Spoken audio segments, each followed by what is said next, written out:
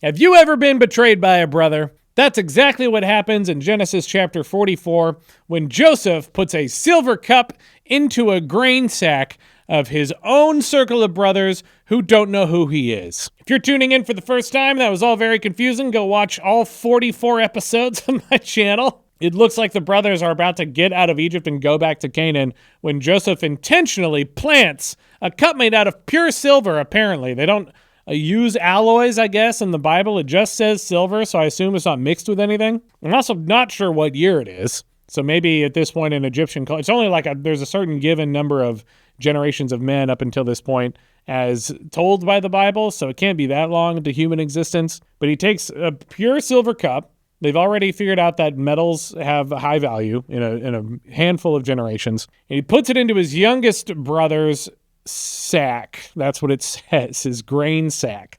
Benjamin's sack. And Benjamin is the only full brother that Joseph has. Everyone else is like a half brother.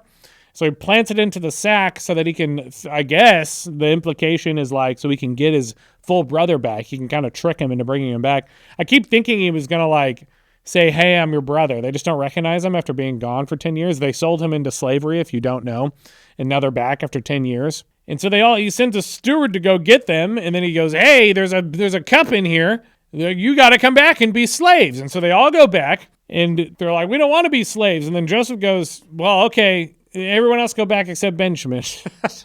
He's like, Benjamin's the only one I want. Like, no one suspects a thing. And they can't really, because they describe him as being equal to the Pharaoh, which I actually didn't know until I read this chapter. I thought it was like Joseph and then Pharaoh. Like Pharaoh was like the highest in the rank below, or Joseph was the highest in the rank below the Pharaoh, but he's not. He's like equal to him according to the brothers. And he's like, hey, just leave Benjamin here. And then Judah's like, no! Judah's his other half brother from the circle of 12.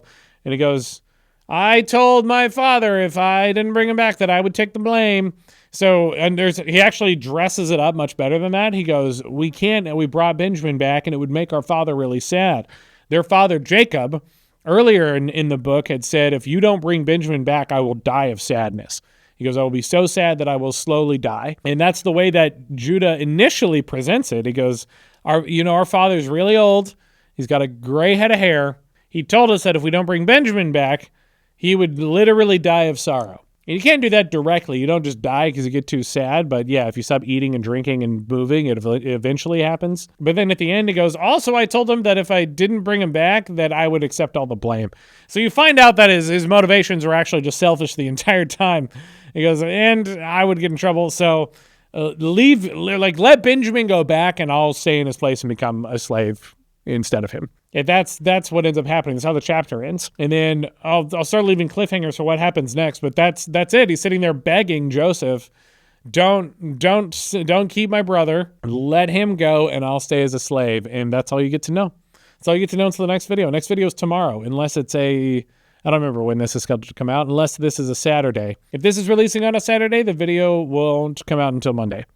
If it's not a Saturday, it'll be out tomorrow. So I'll leave you all in suspense and see you guys for the next one.